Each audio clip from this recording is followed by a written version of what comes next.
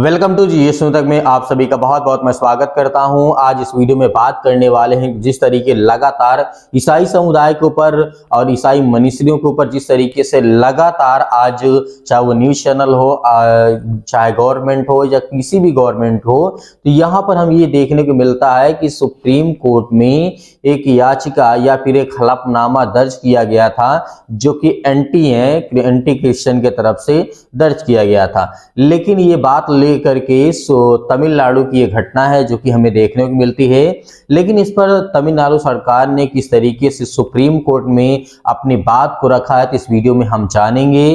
क्योंकि आज जो हमारे लिए विशेष मुद्दा है कि क्या ईसाई समुदाय के लोग वाकई में धर्म परिवर्तन करते हैं या वाकई में जबरन धर्म परिवर्तन करते हैं।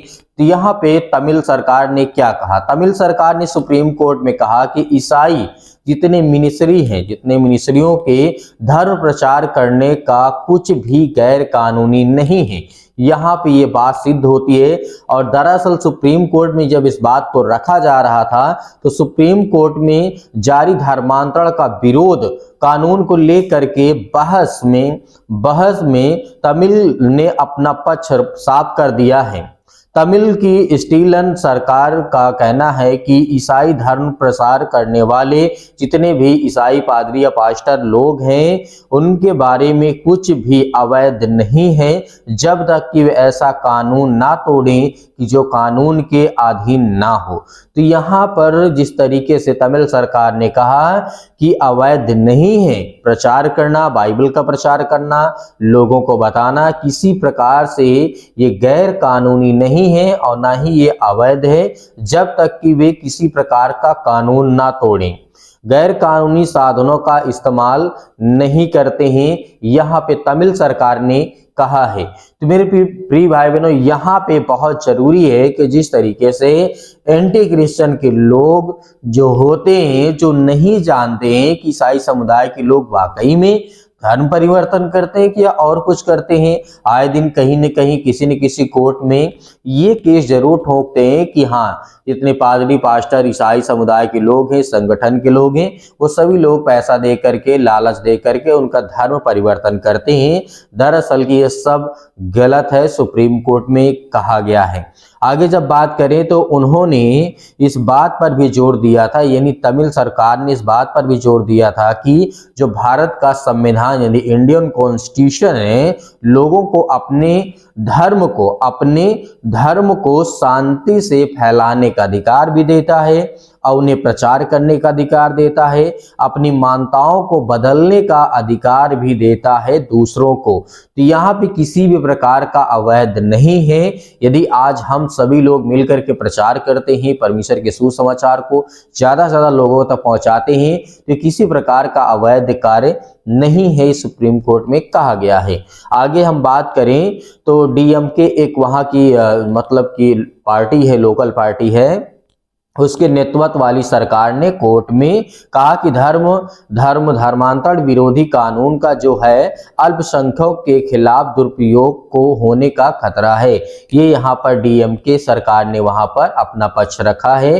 तो आगे जब हम बात करते हैं तो जिस तरीके से हमें देखने को मिलता है कि यहाँ पे कोर्ट किस तरीके से आज लगातार फैसले ईसाई समुदाय के पक्ष में डालती आ रही है, क्योंकि ईसाई समुदाय संगठन या मसीह समुदाय का जो संगठन है ऐसा कोई कार्य नहीं करते हैं जिसके कारण कोर्ट में ऐसी कोई घटना देखने को मिले कि हाँ कोर्ट ने दोषी ठहराया है।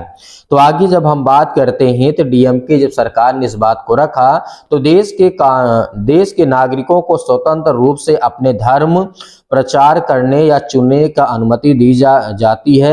यह उचित नहीं होगा कि सरकार उनकी व्यक्तिगत आस्था और निजता पर सवाल उठा रही है। ये जबरन जो धर्मांतरण का आरोप लगा करके जो हमारे निजी हमारा मामला है, बाइबल को पढ़ना हमारा निजी मामला है, प्रभु यीशु मसीह से प्रार्थना करना निजी मामला है, प्रचार करना हमारा निजी मामला है, हर एक चीज हमारा जो निजी है, हम किसी भी पॉलिटिकल या फिर किसी भी पार्टी के खिलाफ जाकर के नहीं अगेंस्ट बोलते हैं, ना किसी व्यक्तिगत जीवन के बारे में बोलते हैं, क्योंकि प्रभु यीशु मसीह ने हमें कुछ ऐसा सिखाया ही नहीं है। आगे जब हम बात करें जबरन धर्मांतर की घटना नहीं हुई है, इस बात को कोर्ट में भी रखा गया है। तमिल सरकार ने हाल ही में दायर एक हलफनामे में बात पर जोर देती हुई पिछले कई सालों में दक्षिणी राज्य में जबरन धर्मांतर की घटना नहीं हुई है। सरकार ने इससे पहले याचिकाकर्ता और एडवोकेट अश्विनी उपाध्याय की तरफ से सीबीआई जो जांच का आदेश मांग रहे थे, लेकिन वहां पर सरकार ने इसका विरोध जताया है और कहा है कि हम इन बातों को नहीं मानते हैं।